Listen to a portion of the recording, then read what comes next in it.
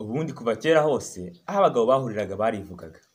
Njye nitwa Irakoze Fabrice umutahira mukuru, umunyamurava utiganda, kugira cyose ahora imbere. Ciye mu rutoki runkumbuza urwagwa kandi ntarunywa, urahora unyenyeri wari wambaye. Ciye mu bakobwa bankumbuza gushaka. Murakoze cyane babyeyi, murakagira Imana. Urakambere ba mwana rwose. Kandi amata azahore ku ruhimbi rwose. N'amafaranga azahora ganje.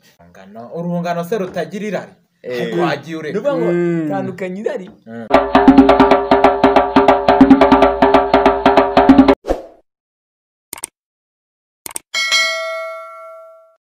Ladies and gentlemen, meze mute ikiganiro ni cya kindi cyacu ukuri nukuhe. Kuri uyu munsi rero tugiye kuganira ku bigendanye n'ubukwe. Uyu munsi ibintu ni ibirori.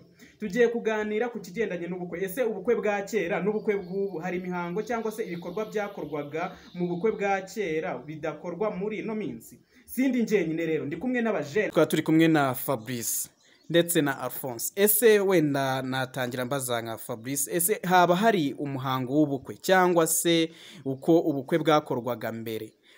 Uko byakorwaga muri ino minsi bikaba bitagikorwa cyangwa se bikaba byarahinduye isura, hari ibyo wabuzi? David murakoze cyane. Nkuko mubizi ubukwe ni gahuzamiryango, aho imiryango ibiri ihura igaterana ikaganira ku birori by'abana babo ndetse bakanabyizihiza. Nkuko mbajije ati haba hari imihango ya kera avugaga mu bukwe, ubu ngubu yahinduye isura cyangwa se ikaba itagikorwa? Nibyo koko iyo mihango irahari. Nk'urugero umuhango bita kuranga. Kuranga nabyo nukuvuga ati byakorwaga kera. Kuranga no kuranga umugeni. Umuvandimwe arakoze cyane, kuranga umugeni. Noneho kuranga byakorwaga n'uwitwaga umuranga, uwitwa umuranga. Umuranga rero yari umuntu wari ushinzwe gushima imico n'imyitwarire y'umugeni cyangwa by'umukobwa, akareba ko niba ari umwari ufite uburanga n'imico myiza ibereye urugo. Nyakugira Imana ukiraho reka nkubaze, uvuze kuranga, ese kuranga biracyariho cyangwa ntibikiriho? Kuri njye ndumva bikiriho. Kuranga biracyariho cyangwa se ntibikiriho? Kuranga biracyariho, ahubwo bishobora kuba byarahinduye ishusho. Bishobora kuba byarahinduye ishusho, ntabwo ari kwa bitakiri kuranga. Nyakugira Imana tukiri aho ngaho, kuba byarahinduye ishusho nibyo koko. Kuko nk'ubu ngubu murabizi ko kera umuranga yabaga ari umuntu uzi neza umukobwa cyangwa se uwo mwari cyangwa se uwo musore bashaka gushinga urugo, azi neza imico n'imyitwarire byabo. Ubu byo byahinduye isura sasa ubu ngubu. Ni ukuvuga ngo ubu hari icyo bita pasi. Pasi mbona aricyo yasimbuye kuranga. Kuko ese ko kera byakorwaga wenda n'umuntu waba uzi umugeni, ubwo iyo pase nayo muri ino minsi byaba bikorwa n'umuntu uzi uwo mukobwa neza neza cyangwa? Urakoze cyane. Buriya nta muntu uzaguha pasi atazi wagwayemo pasi. Icyambere cyo naguha pasi, azaguha nimero, aguhe na aderesi ziwe. Nunagira uwo guha pasi uzamusaba amakuru yose. Uzamusaba amakuru yose tayari, atutazagenda nta makuru ahagije ufite. Bakagira gute? Ese wenda aho ngaho birumvikana. Birumvikana hari imihango yabaga kera muri ino minsi ikaba itagikorwa cyangwa se ikaba yarahagaze bitewe na viziyo. Na viziyo buriya mwabantu igira influence muri ino minsi. Nyakugira Imana tukiri aho ngaho, umuvandimwe hari akantu avuze, ariko yibuke ko hari umukapa ukubwira ati nishakira imibare 10 gusa ibindi byihorera. Byonyine imibare 10 yonyine gusa irahagije, asigaye ibindi nzabyimenyera. Okay, Eida 10 yonyine gusa. Cyangwa ukakira 9 wanyuma nzawishakira. Ubwo imibare 10 tayari bihagije. Kandi tuzi neza ko iyo abantu barambagizanya bafite gahunda yo gushinga urugo, bagomba kumenyana bihagije ndetse na famille zikamenyana, kuko niho ibirori bitegurirwa. Ubwo iyo mibare 10 ubwo hari icyo ikora muri ibyo byose ikaba urakoze cyane. Iyo mibare 10 reka ngaruke ari kintu yakora. Iyo mibare 10 mu gihe ari abantu baba bazi, ndavuga gutereta, no gutereta. Abantu baba bazi gutereta. Nunshakira imibare 10 ibindi nzabyikorera. Sinagomba kumbwira ko nzamubwira ko ari wowe wamaye pati. Tuzamenyana nk'abantu bashyashya, mbwira ati nakubonye muri stade. Ati nakubonye muri stade niba mwari mwicaranye ndamuzi wambaye nimero yawe ntera intambwe yo kukumenya ariko tukiri aho reka twigarukire inyuma mu 1800 mu 1800 Alphonse wari uhari mubavuga ngo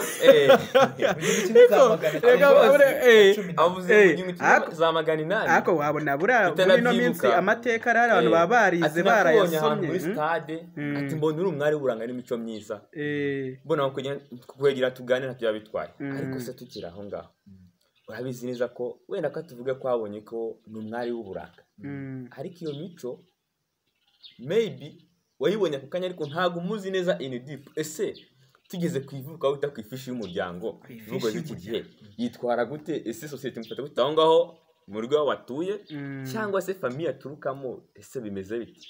Umenye ko umugeni ujya kumushaka ntabwo ari uzajya kujya gute kumusaba, uzatuma either umusaza mukuru mu muryango cyangwa se undi muntu wizeye w'umutahira akugerereyo arebe neza ko uwo mwari yararezwe cyangwa nuko umuntu nyine bimwe byaviziyo byacu atubwa afite uburanga n'ibindi byose wasanga ifitemo ko aka DNA cyangwa se akajini ko kurya neza cyane ariko ntubanze rero se behavior bimeze bite. Urakoze cyane nanjye aho ngaho ndakubwira ikindi kintu.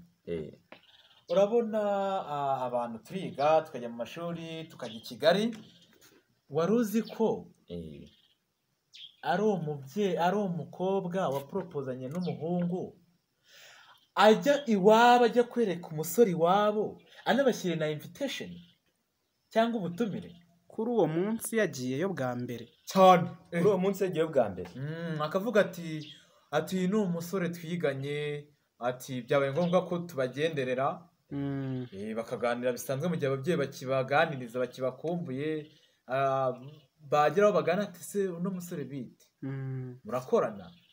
Turakorana ariko si no gukorana gusa, dufite n'ubukwe vuba dufite n'ubukwe vuba, ati tubazane na invitation.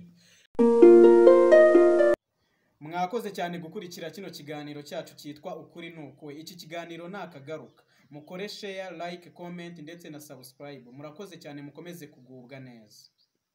Bizo muri Diogenes Shop tubafitiye gaze z'ubwoko bwose, jibu, hashi, meru, espe n'izindi, umuceri, kawunga, imboga z'amoko yose, amafu y'amoko yose, ibirayi urya ugatemba itoto, ibishyimbo byo urabirya ugashisha wumva. Ngiri ibanga ryo kubaho neza rero. Ntitwakibagirwa kandi amagi meza atetse n'adatetse.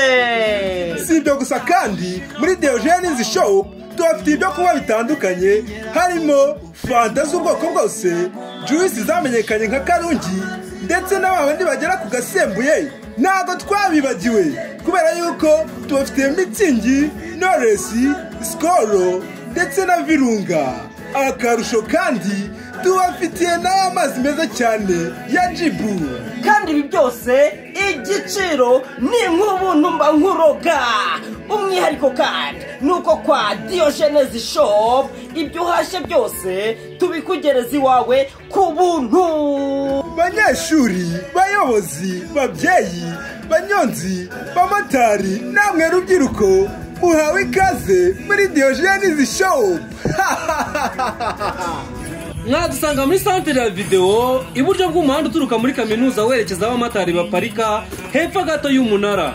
Ni amayobera arimo kandi kuko ukihagera uhabona gaze nyinshi z'ubwoko bwose. Ku bindi bisobanuro mwaduhamagara cyangwa mukatwandikira kuri telefoni igendanwa ariyo 072 78 39 169. Ndayisubiramo ni 072 78 39 169. Yes! Diogenes Shop, ibanga ry'ubuzima bwiza. Wow!